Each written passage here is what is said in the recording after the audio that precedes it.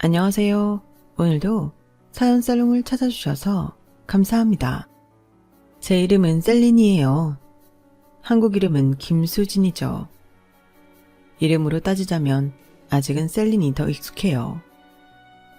5살 때쯤 프랑스로 입양 보내어져 15년 정도 살다가 딱 20살 때 한국에 왔거든요. 아니, 제 의지로 한국에 왔다기보단 양어머니에 의해 거의 방출되다시피 프랑스에서 쫓겨온 것 같아요. 하지만 양어머니를 원망하진 않아요. 어려운 살림에 성인이 될 때까지 숙식 제공을 해준 게 어디냐 싶어요. 프랑스는 하물며 친자식도 무척 독립적이고 개인적으로 성장시키는 나라니까요. 하여튼 그 후로 10년을 넘게 한국에서 살았으니 이제 한국어와 한국식 생활 습관은 많이 익숙해졌어요. 심지어 요즘엔 한자로 된 사자성어 등 외국인에게 너무 어려운 우리말에 대해 과외까지 받고 있답니다. 한국말은 한자를 모르면 이해가 잘 안 되는 단어가 너무 많은 것 같아요. 한국 사람들은 영어가 어렵다고 하는데 한국어가 세계 언어 중 가장 과학적이고 어려운 언어라는 거 아시나요? 그래서 한국인들이 똑똑한가 봐요. 저도 한국 사람으로서 자부심을 가지고 우리나라 문화와 역사에 대해 심도 있게 공부를 이어나가려 합니다. 사실 김수진이라는 이름을 되찾게 된 건 얼마 안 되어서 좀 낯설긴 해요. 누가 김수진 씨라고 부르면 멀뚱히 있다가 아차, 내 이름이 김수진이지 하며 뒤늦게 응답하곤 하죠. 지금까지 산전수전 다 겪으며 고난과 역경을 헤쳐온 것에 비하면 지금 제 모든 상황이 너무나 감사할 따름이에요. 종교는 없지만 세상의 모든 신께 매일 엎드려 절이라도 하고 싶답니다. 여러분께도 희망을 잃지 않고 하루하루를 열심히 살다 보면 행운의 여신이 날 향해 윙크할 날이 반드시 온다는 것을 믿으셨으면 좋겠다고 말하고 싶어요. 제가 그 살아있는 증거니까요. 제가 좋아하는 사연 살롱에 저희 파란만장한 인생 스토리를 올려보고 싶었어요. 물론 한국 친구의 도움을 받았죠. 제가 프랑스로 입양되기 전 어렴풋이 남아있는 한국에 대한 기억은 딱 2가지예요. 첫 번째는 드넓은 백사장에 한없이 펼쳐져 있는 반짝이는 모래들이에요. 이 모래길의 끝은 어디일까 궁금하여 한없이 따라갔던 기억이 있네요. 아마 그러다가 가족들을 잃어버렸고 경찰에 의해 고아원에 맡겨졌던 것 같아요. 2번째 기억은 고아원에서 친구랑 치고받고 싸우다가 펑펑 울었던 기억이 있네요. 엄마를 외치면서 울었더니 절 안아준 사람이 있었는데 당연히 엄마는 아니었을 테고 아마 고아원 원장님이었겠죠. 고아원에서 5살이 되던 해 프랑스로 입양 갔으니 사실 고아원에 대한 기억도 거의 없네요. 절 입양한 프랑스 가정은 일반 중산층 정도의 가정이었어요. 양아버지는 조그마한 청소업체를 이끌고 있었고 양어머니는 프리랜서로 주로 재택근무를 하며 절 돌봐주셨죠. 한국인 고아를 입양하자고 결정한 건 양아버지께서 88 올림픽 때 한국에 관광 왔었다가 너무 친절하고 안전한 대한민국에 반해버린 이유가 컸다고 하네요. 양부모님께선 2분 다 거의 40이 다 되도록 따님으로 고생하며 자식이 없었기에 입양이란 선택을 하신 거죠. 하지만 양어머니께선 본인들과 인종 자체가 다른 한국인을 자식으로 들인다는 것에 거부감이 크셨어요. 애초에 저에 대한 애정이 별로 없으셨던 것 같아요. 절 향해 환히 웃어주신 건 딱 1번. 제가 반강제로 한국행 비행기를 타야만 했던 20살 때 공항에서였어요. 이제 더는 절 보지 않아도 된다는 기쁨의 웃음이었는지 이빨이 다 보이도록 환한 미소를 띄우시더군요. 그 모습을 보며 쬐끔 나오려던 눈물이 쏙 들어갔어요. 그래, 엄마랑도 이제 마지막이구나. 그동안 마지못해서라도 키워주셔서 감사했습니다. 그도 그럴 것이 지독한 난임으로 고통받던 양부모님께선 절 입양한 후 딱 1년 후에 자연 임신을 하셔서 쌍둥이를 낳으셨거든요. 그나마 조금 있던 저에 대한 애정은 싸하게 식으셨죠. 그래도 양아버지께선 끝까지 절 예뻐하시며 정말 친자식처럼 키워주셨는데 제가 초등학교 고학년이 될 때쯤 심장마비로 돌아가시고 마셨어요. 믿고 의지하던 아버지가 돌아가시자 날 좋아해 주지도 않는 양어머니의 눈치를 봐야 했고 저도 이 집안에서 마음이 떠나버렸죠. 양아버지의 사망 이후 집안 가세도 급격히 기울어 입양아인 제 존재 자체가 스스로 짐덩어리처럼 느껴지더군요. 마침 고등학교를 졸업할 때쯤에 양어머니께선 한국으로 들어가서 일자리를 구해보라고 권유하셨고 저도 순순히 따랐어요. 저는 머리색과 눈색깔, 외모가 판이하게 다른 양어머니와 쌍둥이 동생에게 일말의 애정도 없었거든요. 오로지 저의 친부모님을 찾고 싶단 열망과 혼란스럽기만 했던 제 정체성을 좀 안정시키고 싶다는 생각이 컸어요. 제 고향은 무조건 대한민국이라고 생각했죠. 그 생각은 지금도 변함이 없고요. 하지만 현실은 냉혹했어요. 대한민국에 대한 저의 애정은 짝사랑에 불과했죠. 안녕하세요. 저의 이름은 셀린입니다. 정도만 할 줄 알았던 한국어 실력을 가진 저로서는 할 수 있는 일이 거의 없었어요. 꽤 오랫동안 프랑스 어학원에서 강사로 일할 수 있었지만 그 직업을 갖기까지 일단 한국말을 안 해도 되는 식당 접시 닦기 같은 일을 하며 돈을 벌어야 했어요. 다행히도 프랑스 입양인 커뮤니티에서 저와 비슷한 처지의 사람들을 만나 한국 생활에 대해 도움을 좀 받을 수 있었어요. 맨땅에 헤딩이란 말이 그때 당시 딱 제 상황을 대변하는 말인 것 같네요.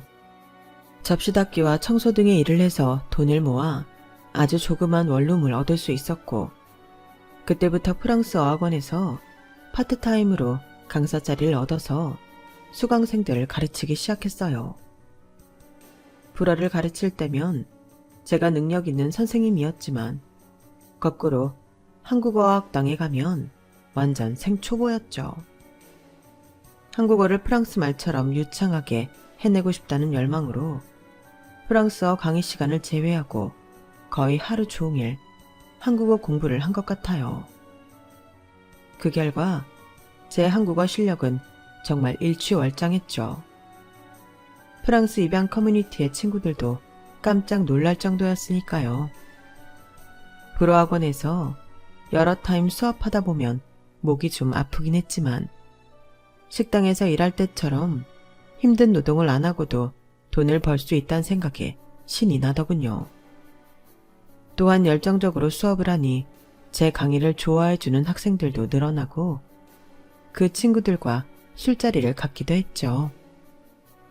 푸짐한 해물과 함께 노릇노릇하게 구워진 파전과 한국의 막걸리는 정말 예술이었어요. 근데 수강생들 중 유난히 눈에 띄는 남학생이 있었어요. 제가 불어로 빠르게 강의하는데도 하나도 놓치지 않겠다는 일념하에 이글이글 눈빛 레이저를 쏴대는 친구였죠. 와, 김판수 씨는 불어 실력이 굉장히 빠르게 늘고 있네요. 회화가 많이 어려울 텐데 벌써 저와 대화가 잘 되잖아요. 왜 이렇게 열심히 하시는 거예요? 프랑스로 출장이라도 떠나시나요? 아니요. 저희 집안이 사업을 하고 있긴 하지만 철강 쪽이고 프랑스와는 전혀 상관없습니다. 아멜리에라는 영화를 보고 프랑스 말이 너무 매력적으로 들려서 취미삼아 배우고 싶어 등록하게 됐네요. 근데 이젠 단순히 취미가 아니게 됐네요. 매우 명확한 묘표가 생겼거든요. 무슨 목표요? 혹시 프랑스 여자라도 꼬실 생각인가요? 비슷한데 저와 다르게 생긴 외국 여자한텐 관심 없고요. 선생님께 매우 지대한 관심이 있습니다. 네? 무슨 선생님이요? 제 앞에 셀린 선생님 말고 다른 선생님 있나요? 입양되어 프랑스로 가셨다가 친부모를 찾기 위해 오셨다고 했죠.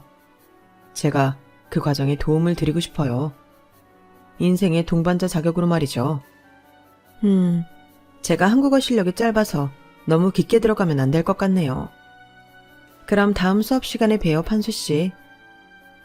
전 김판수라는 남자 수강생의 급작스러운 관심 표현에 얼굴이 빨개져 더 이상의 대화를 이어가기가 힘들었어요.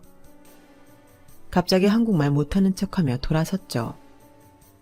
어떻게 얻은 취직 자리인데 괜히 수강생과 연애한다는 소문이라도 잘못 나면 잘릴까봐 무서웠거든요. 그런데 김판수 이 남자는 뿌띠 고백 이후로 엄청나게 적극적으로 들이대더군요. 남의 시선 따위 아랑곳 않고 불도저처럼 들이밀었어요.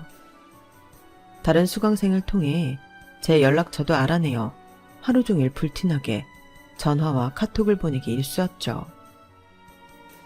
혹시라도 다른 사람들이 우리 관계를 안 좋게 볼까봐 두려워요. 이 일자리를 잃을까봐 무섭고요.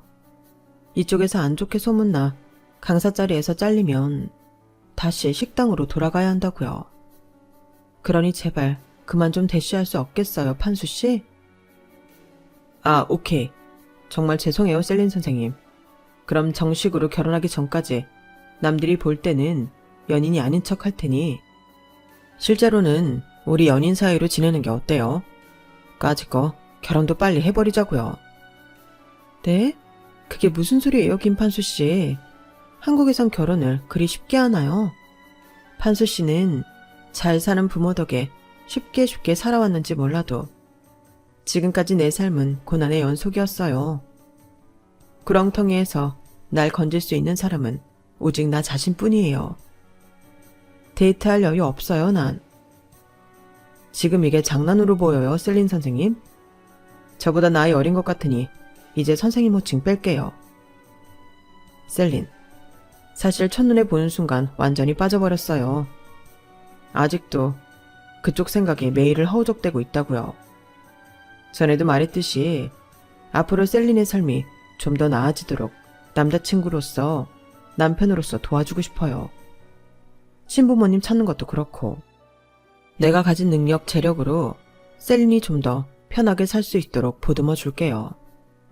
나한테 의지해도 돼요. 모든 걸 혼자 헤쳐나가려 하지 말아요. 전화기 너머로 그 말을 듣자마자 저는 폭풍 오열을 했답니다. 지금까지 이 세상에 난 철저히 혼자라고 생각했는데 앞으로 내 미래의 동반자로서 날 보듬어 주고 싶다니 말만으로도 고맙고 또 고마웠죠. 그의 진심 어린 고백 이후 우린 매일 데이트하며 서서히 정이 들었어요. 물론 학원에선 우리 관계를 철저히 숨기고 스승과 제자 사이로만 지냈죠. 한국어 공부와 프랑스어 강의, 그리고 남친과의 데이트까지 눈코 뜰 새 없이 바쁘게 지내던 어느 날 프랑스 입양인 커뮤니티에서 만나 친하게 지냈던 엠마라는 언니로부터 연락을 받게 되었어요. 외국에서 오래 산 사람들끼리 3, 4살 차이는 그냥 얕아트는데 엠마 언닌 저보다 15살 정도 많은 40대 초반이었기에 쉽게 말을 놓을 순 없었죠. 언니, 잘 지냈죠? 웬일로 전화를 했어요? 저기 말이야. 나 한국인 남자친구와의 사이에서 아기가 생겨버렸어. 이미 임신 5개월이라 지울 수도 없는데 그 새끼가 내 돈을 다 갖고 튀어버렸지 뭐야. 어떡하지, 셀린? 혹시 돈 좀 모아둔 거 있니? 어머, 언니, 어째 그런 일이. 나 모아놓은 돈 조금 있긴 해요. 혹시 얼마 정도 필요하죠? 저 남친이 내 이름으로 빚을 많이 져서 하루에도 몇 번씩 무서운 아저씨들이 내 집 문을 쾅쾅 두드려. 뱃속에 아기가 놀랄 것 같아.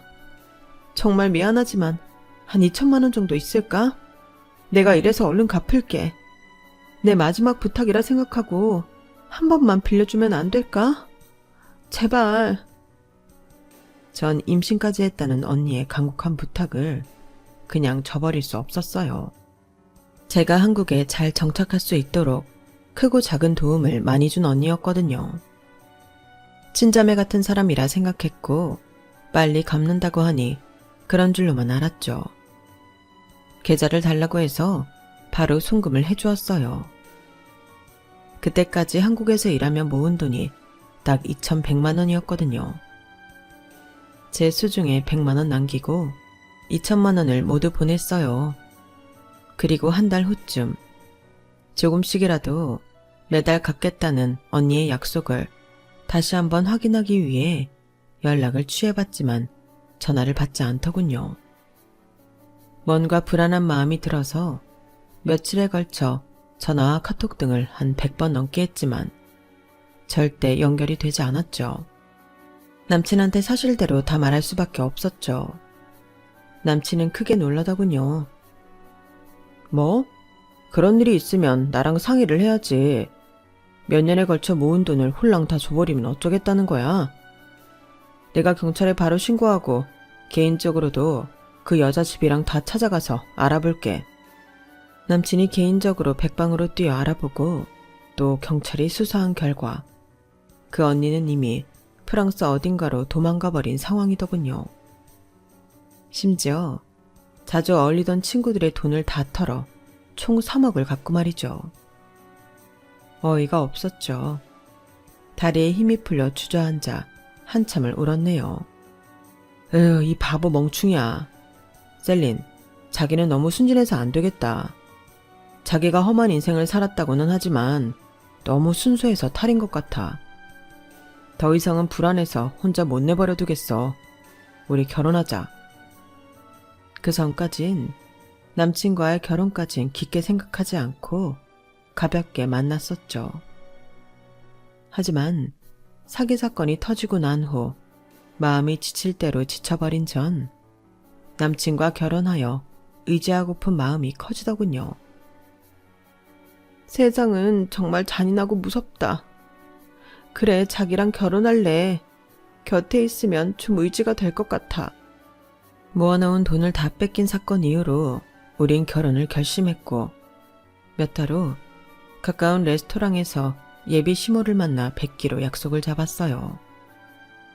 프랑스에선 부모 자식 간에도 너는 너, 나는 나라는 마인드가 강하기에 쿨하게 만나서 결혼을 허락해 주실 거라 생각했어요.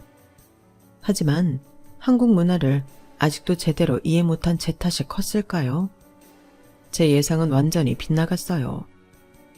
남친 엄마는 제 가슴에 비수를 꽂는 말을 정말 많이 내뱉더군요.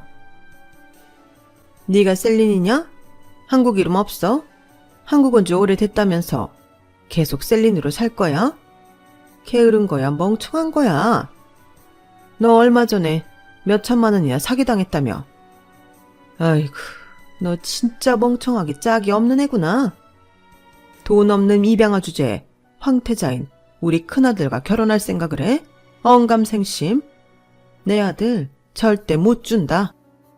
너네 결혼 절대 안 된다고 제대로 못 박으려고 이 자리 나온 거야.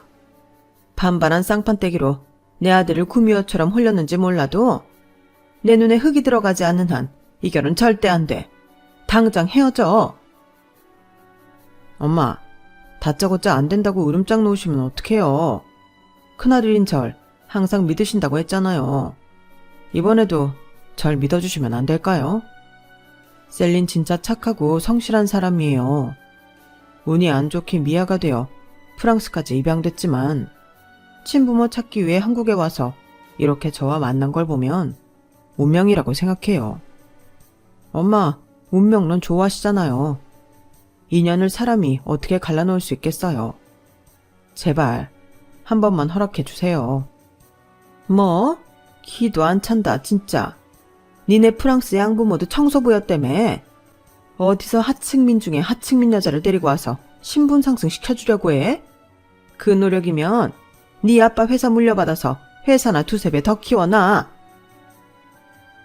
어머님, 저희 양아버지 청소부가 아니라 청소업체를 직접 운영하신 사장님이셨어요. 일찍 돌아가시긴 했지만 피 한 방울 안 섞인 절 사랑으로 돌봐주신 분입니다. 함부로 말씀하지 마세요. 야, 니네 아빠가 사장님이었으면 난 프랑스 장관이었다. 네가 프랑스에서 어떻게 굴러먹으며 생활했는지, 노숙을 했는지, 남자를 후리고 다녔는지 내가 어떻게 아냐? 근본도 없는 애를 어디서 며느리 삼으라고 갖다 바쳐. 너, 우리 집안이 그렇게 우습게 보이냐? 중소기업이긴 하지만 대대로 사업가 집안이고 명문가야. 둘째, 셋째 며느리들은 다 미국 유학파의 미술가이고 피아니스트 예술가들이다. 너 같은 고아년을 무려 첫째 며느리로 들일 수는 없어. 강남 바닥에서 내 체면이 있지. 그리고 나 당뇨 심한 거 모르냐? 웬 화과자를 사왔어? 나 빨리 되져버리라는 거냐? 근본도 없고 예절도 모르는 멍충이 같으니라고. 다신 내 아들 곁에 얼씬도 하지 마. 한 번만 더 내 눈앞에 띄면 정말 너 죽고 나 죽는 거야. 남친 엄마는 똥 씹은 표정을 하며 아주 불쾌하다는 듯이 레스토랑 테이블에 가래침을 캬 뱉고는 가버렸어요. 처음 보는 사람한테 심한 모욕을 받은 저도 머리끝까지 화가 나서 씩씩대고 있었죠. 남친도 너무 놀란 나머지 저에게 머리를 조아리며 사과하고 진정시키려 하더군요. 정말 미안해, 셀린. 우리 엄마가 저렇게까지 심하게 나올 줄은 꿈에도 몰랐어. 내가 30년 넘게 봐온 엄마가 아닌 것 같아. 완전히 딴 사람이었어. 딴 사람이건 아니건 상관없어. 난 당신이랑 결혼하려는 거지 당신 엄마랑 결혼하려는 게 아니야. 그런데 자식을 소유물처럼 여기는 당신 엄마 보고 오만 정이 다 떨어지더라. 내가 당신과 결혼하면 아마 당신도 나도 모든 사람이 다 불행해질 테니 이쯤에서 그만두는 게 좋겠어. 나 따라오지 마. 혼자 갈 거야. 앞으로 학원도 나오지 마. 더는 얼굴 보기도 싫으니까. 매몰차게 이렇게 말했지만 남친을 내치고 뒤돌아 뛰쳐나오는 순간부터 집으로 오는 내내 눈물이 마르질 않더군요.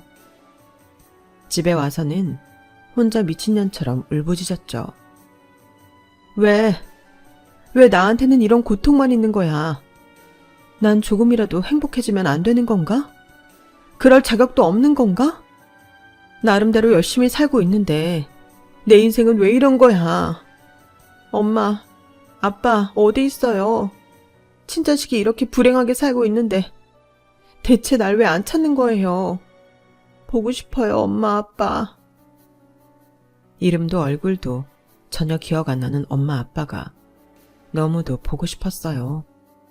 무연고 입양자를 대상으로 하는 유전자 검사가 있다길래 내 유전자 정보도 남겨놓고 나름 친부모를 찾기 위해 노력했는데 아직까지 못 찾고 있는 것에 대한 실망감도 컸죠. 그래도 나 자신을 지켜줄 수 있는 사람은 이 세상에 나 혼자뿐이라는 걸 어릴 적부터 너무 잘 알고 있었기에 다시금 힘을 내야 했죠. 남친과 헤어졌지만 남친은 절대 굴하지 않고 절 계속 쫓아다니며 제외할 것을 종용했어요. 학원 강의를 마치고 집으로 갈 때면 어김없이 집까지 따라왔죠. 셀린, 제발 날 다시 만나줘. 우린 운명이야. 사람이 운명을 어떻게 거스를 수 있어? 신이 정해주신 건데 말이야. 우린 결혼해야만 해. 아니, 결혼 서두르지 않을게. 셀린이 마음만 조금 열어주면 다시 시작해보자. 우리 처음 만나는 것처럼 말이야. 우리 엄마가 난리친 거 정말 미안해. 많이 무섭고 서러웠지? 앞으로 절대 그럴 일 없을 거야. 내가 중간에서 완전히 차단해줄게. 자기가 익숙한 프랑스식으로 연애하고 결혼해보자고. 어른들 간섭 없이 말이야. 프랑스식? 어른들의 간섭을 완전히 차단해주겠다는 말에 닫혀있던 마음이 아주 조금씩 다시 열렸어요. 아마도 외로웠던 탓이 컸던 것 같아요. 그렇게 한 100일 정도 후에 다시 아무 일도 없었다는 듯 만나게 되었죠. 그렇게 무려 5년이란 시간이 지나고 저도 32살이 되었어요.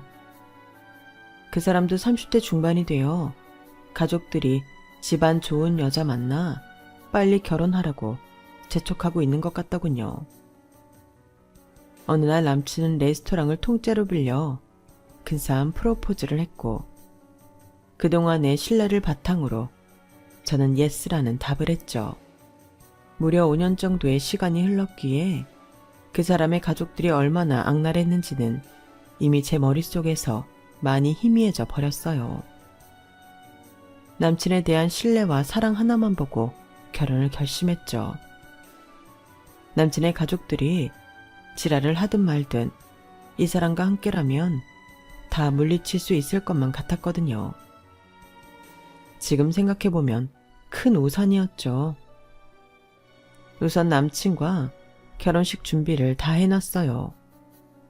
청첩장까지 다 찍어놓고 남친은 가족들에게 일방적으로 통보해버리더군요. 그때 그 프랑스 입양아 여자랑 다시금 결혼하겠다고 하니 또 난리를 치셨다고 하더라고요. 그래도 큰아들의 뜻이 워낙 강하니 남친 부모님은 두 손 두 발 다 들었다며 상견례 자리를 갖기로 했죠. 나한테 아무리 쌍욕해도 눈 하나 깜짝하지 않으리라는 전투태세를 갖추고 나갔어요. 상견례 자리에는 남친의 가족들이 총 출동했더군요. 남친은 큰아들이었고 아래로 결혼한 남동생 둘이 더 있었죠. 동서들은 모두 예술가 집안의 딸들로 둘 다 미국에서 미술과 피아노를 전공한 사람들이라고 했어요. 서로 간의 대화가 막 시작될 무렵 남친 엄마가 호들갑을 떨기 시작했어요. 어머! 내 3캐럿짜리 다이아 반지가 없어졌네? 아마 집에서 여기 걸어오는 몇백 미터 사이에 빠졌나 보다. 얘 큰아들아, 네가 나가서 우리 온 길 좀 다시 샅샅이 뒤져봐라. 다이아 반지 꼭 찾아와. 아니 엄마, 지금 내 상견례 자리인데 내가 이 자리에서 빠지면 어떡해요. 동생들 시켜요. 네가 꼼꼼하잖니. 왜? 우리가 네 여자친구 잡아먹기라도 할까봐? 얼른 갔다 와. 누가 다이아 반지 주워가기 전에. 남친은 어쩔 수 없다는 듯 힘없이 나갔어요. 결국 남친이라는 방패막이 없이 남친 가족들의 집중 포화를 저 혼자 맞아야 했죠. 동서들은 있는 집 자식들이라 그런지 콧대가 높고 절 깔보는 게 마구 느껴졌어요. 시어머니야 그 쌍스러움을 이미 5년 전에 겪어봤으니 이미 알고 있었지만 동서들 또한 싸가지가 만만치 않더군요. 아주버님 와이프 될 사람이니 형님이라고 불러야 하나? 뭐 그렇게 불러줄게요. 근데 윗사람 대접해주면 윗사람답게 우리한테 베푸는 게 좀 있어야 할 텐데.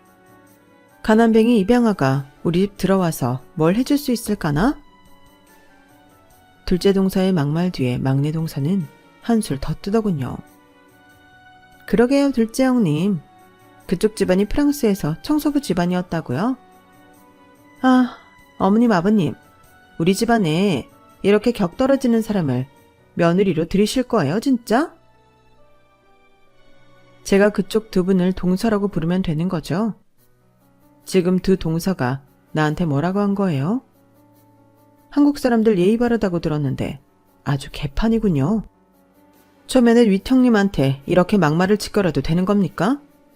미국 유학까지 다녀왔다는 사람들이 뭐 하는 짓이에요?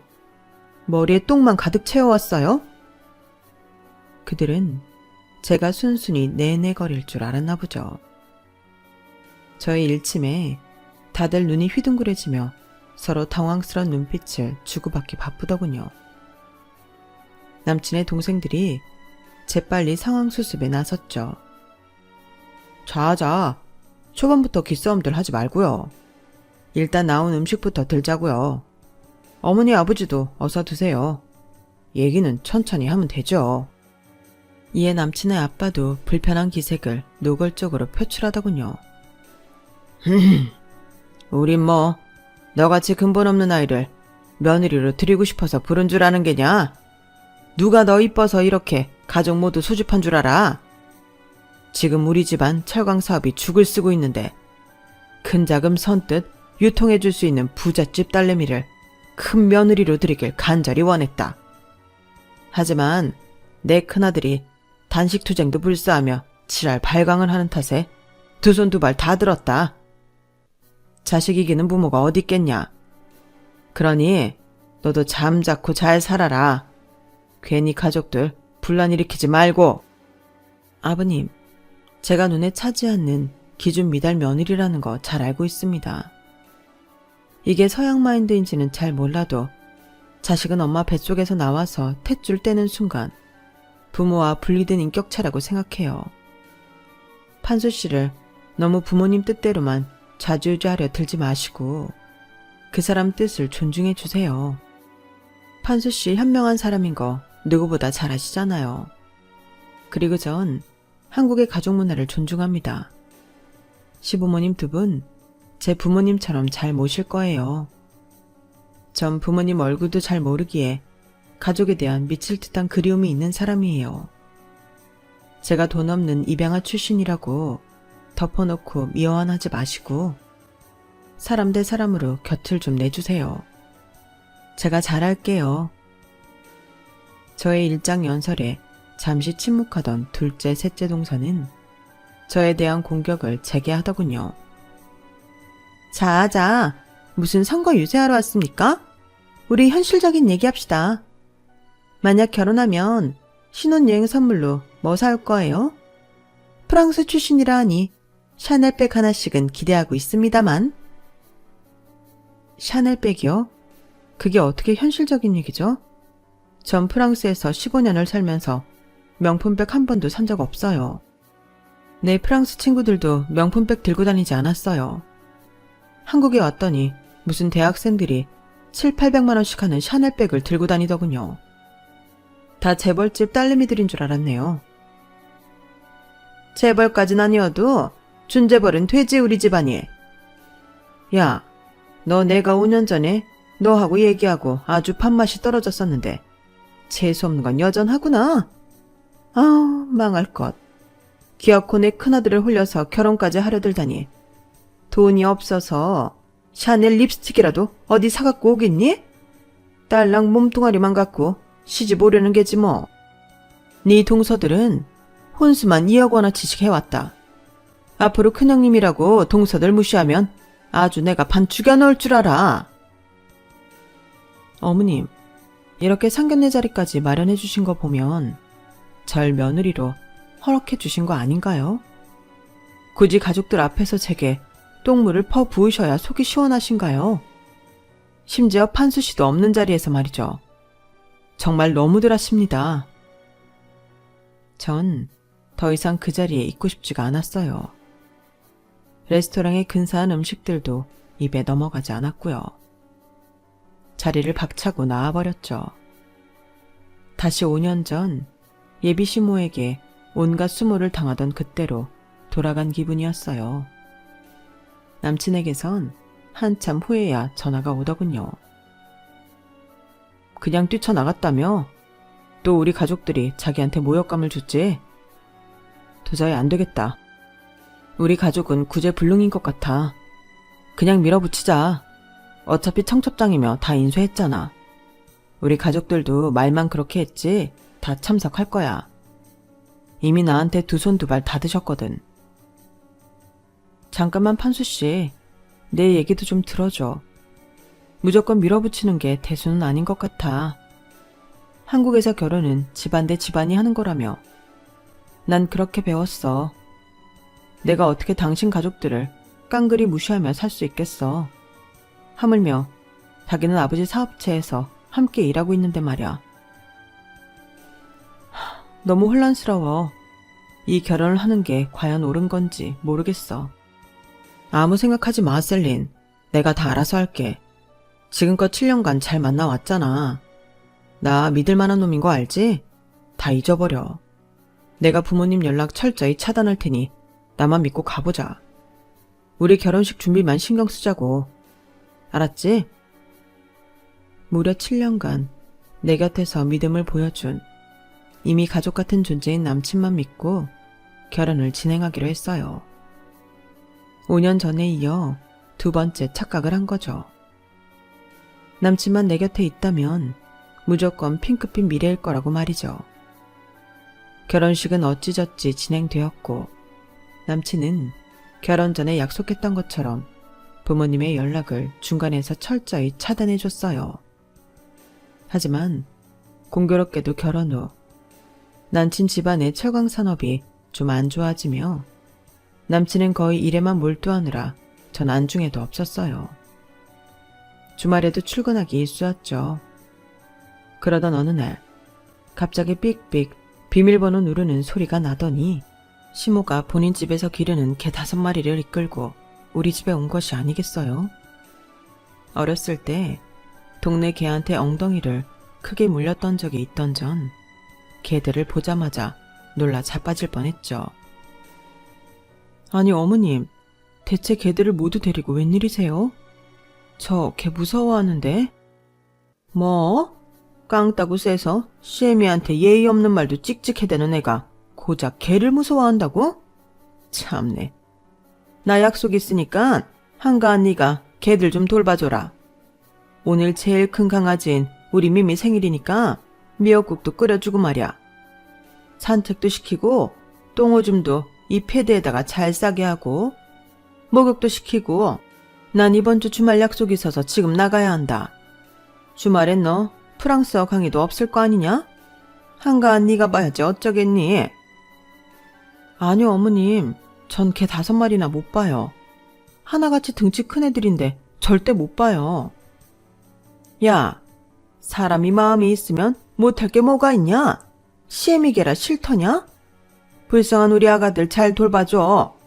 내가 이따 와서 미역국 먹였나 안 먹였나 확인할 거야. 나 간다. 참, 사람 면 먹이는 방법도 가지가지더군요. 전 개를 좋아하지 않는 터라 동네 애견 호텔을 검색하여 무려 5마리 값을 지불하고 1박 2일 동안 잘 돌봐달라고 신신당부했어요. 그리고는 이 사실을 바로 남편한테 알렸죠. 여보, 방금 어머님이 나한테 개 5마리를 갑자기 맡기셨어. 비밀번호 삑삑 누르고 들어오셔서 말이야. 오시기 전에 연락이라도 한번 주셔야 하는 거 아니야? 셀린, 이제 우리 한 가족이야. 그 집 월세 보증금에 우리 엄마가 주신 3천만 원도 포함돼 있어. 돈 받아놓고 집에 오시지 말라고 해 그럼?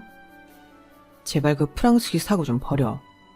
이제 한국 온 지 12년 됐는데 한국적으로 살자고. 요즘 우리 집안 사업이 매우 안 좋으니 우리 가족 스트레스가 심해. 이 사업 망하면 우리 가족 몽땅 길거리에 나앉게 되는 거라고. 프랑스식 개인주의 다 버리고 한국적으로 협조해. 끊어. 오잉? 뭐지? 결혼하고 180도 달라진 남편의 말투와 행동에 너무 당황스러웠어요.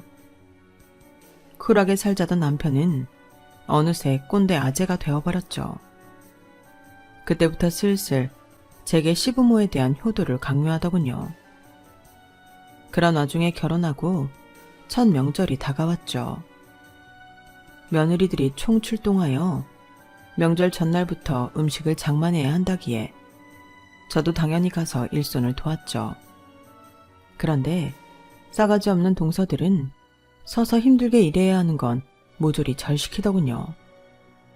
한 6시간을 화장실 변기에 앉을 때 빼곤 서서 일하니 다리에 쥐도 나고 바들바들 떨리기 시작했어요.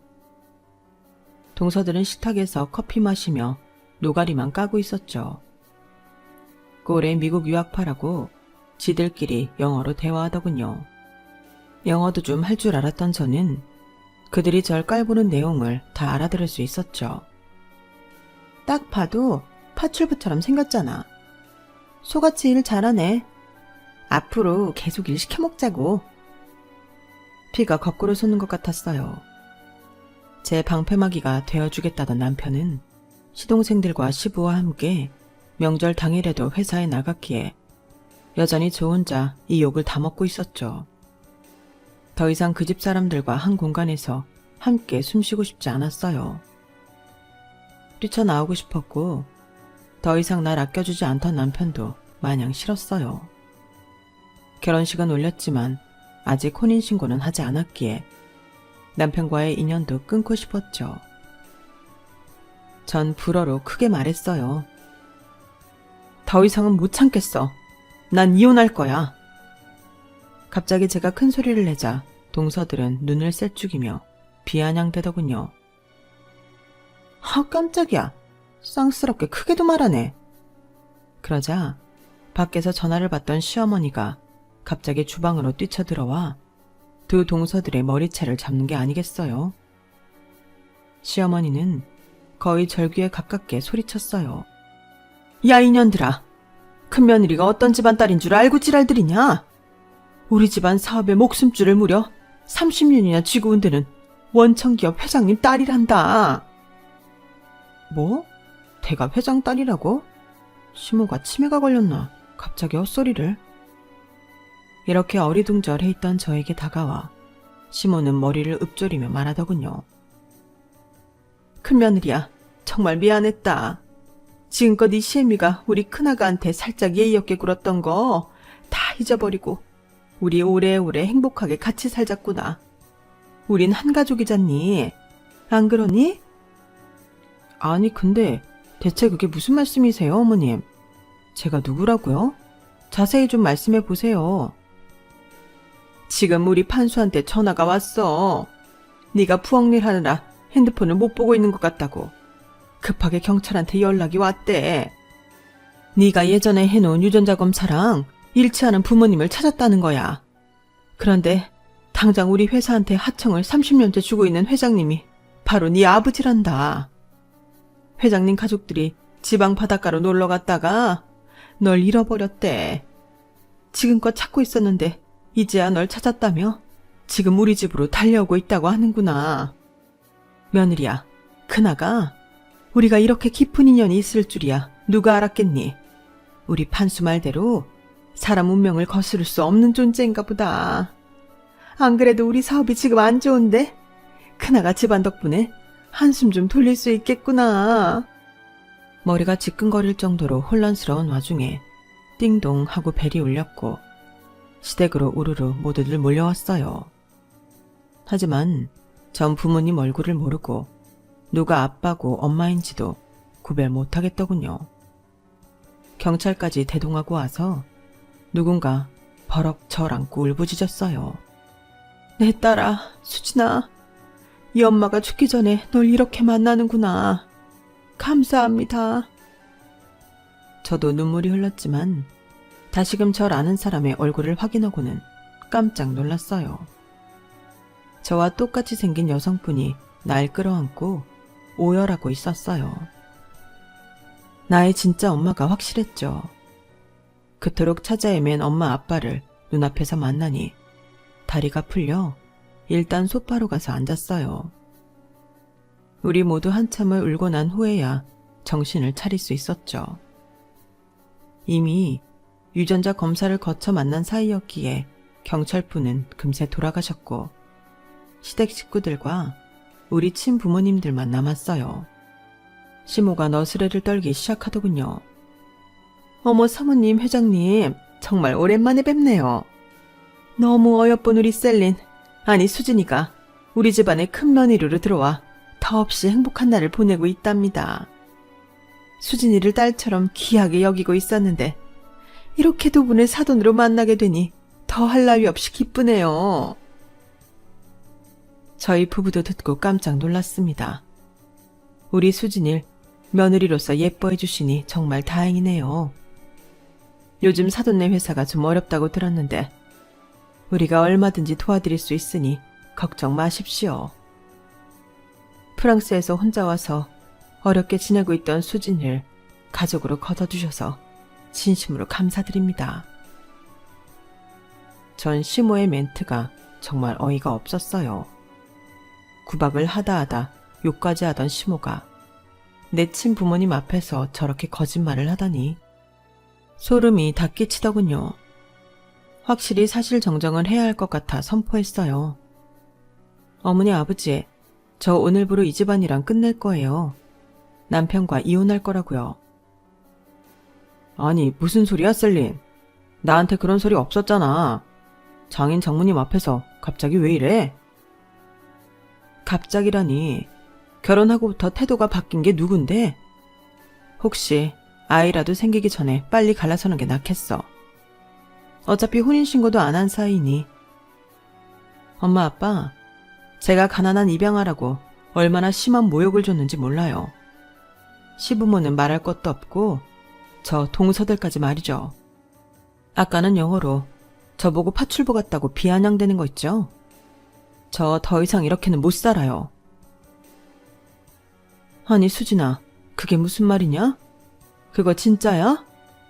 우리 딸을 감히 누가 무시하고 모욕을 줘?